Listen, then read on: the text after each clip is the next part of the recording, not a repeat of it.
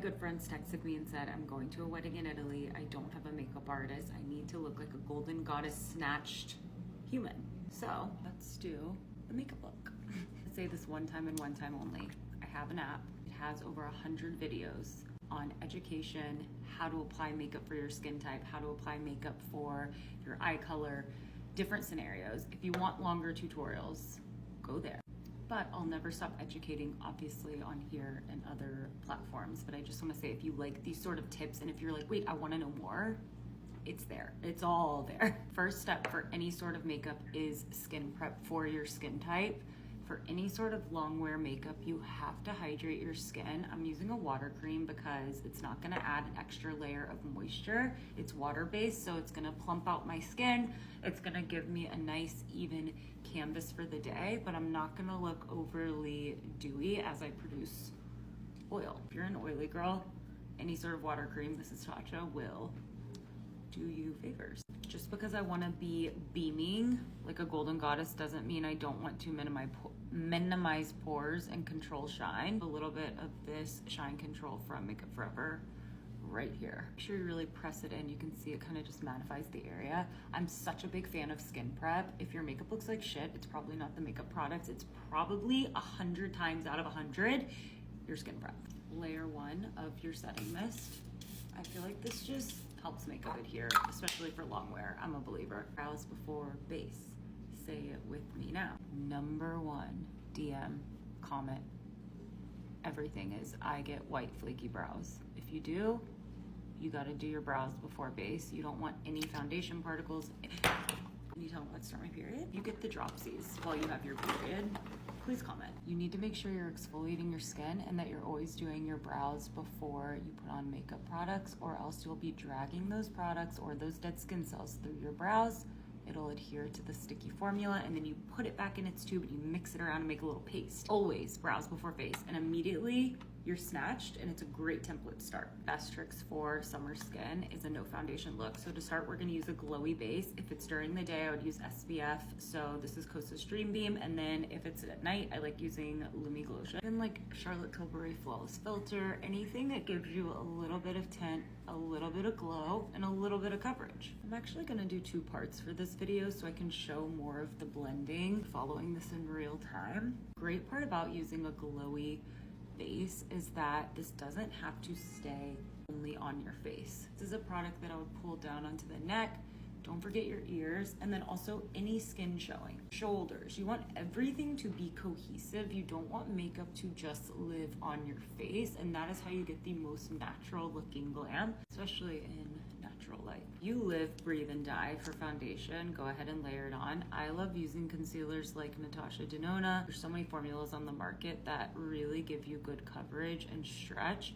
So that's what I'm doing. I'm using shade Rosy Neutral 3, which is my brightening shade, kind of in the center portions of my face. I'm just gonna go in with a little bit of a deeper shade of concealer to get those problem areas. So we're just kind of spot concealing and getting coverage where you really need it, but this avoids putting unnecessary product all over our face. This is also why skin prep is so important. You'll notice as I start to blend out these products, nothing is clinging. There's no sort of separation. It is gliding over the skin, and that's because we hydrated our skin before. One of the biggest concepts that I use in my artistry is the power of light layers. It's something I teach in my long wear tutorial on my app. The key to longevity, the key to long-lasting 12-hour sweat-proof, rain-proof makeup is a shit ton of light layers. Notice too that I never take my concealer and deposit it on the lash line.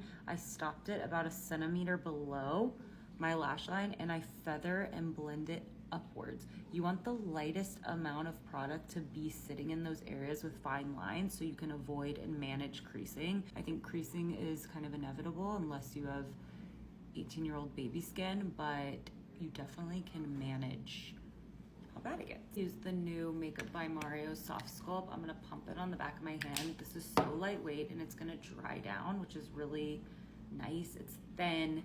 It feels like nothing on your skin. So I'm gonna use this to just warm up the outer portions of the face. So because we're not focusing on shaping or contouring, I'm using a larger fluffy brush. This is a Mario dual-ended brush, and I'm letting this product expand further than really precise contouring placements.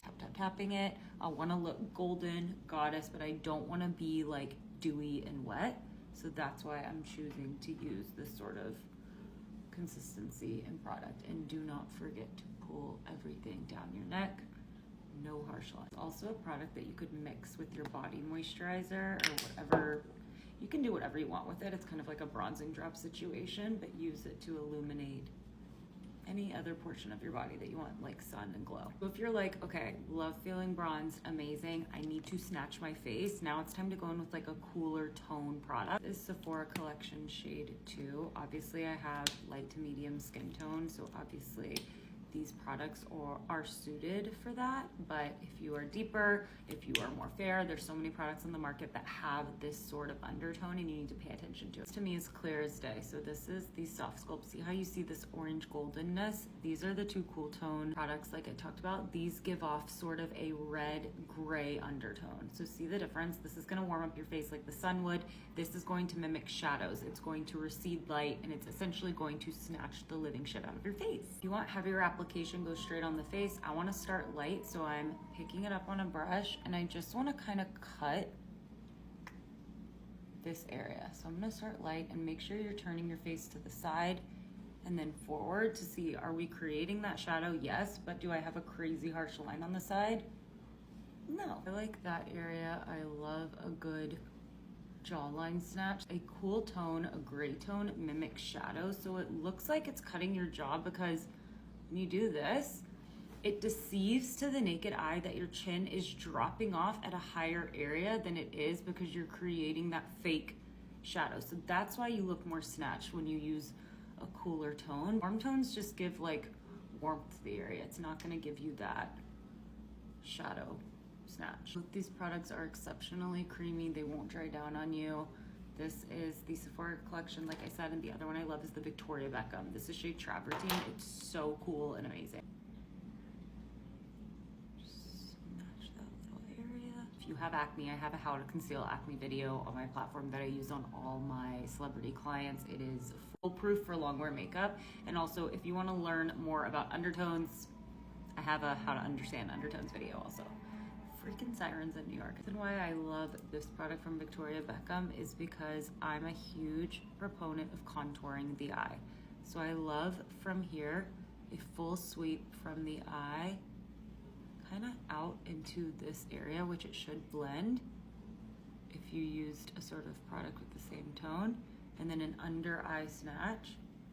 This to me enlarges the eye because it creates a shadow, and it starts the eyeshadow process and carving out your eye, giving it contrast before even using shadow. That makes such a difference. Contour the nose with it. I'm just using my finger. You can obviously use a brush. So the shape is lightly into the brow, into the crease, out around the tail end of your brow, under the eye, following that direction up, and then I just like really nicely blending that with a brush, whatever, but it's immediately going to contour out your eye to match the contoured portions of your face.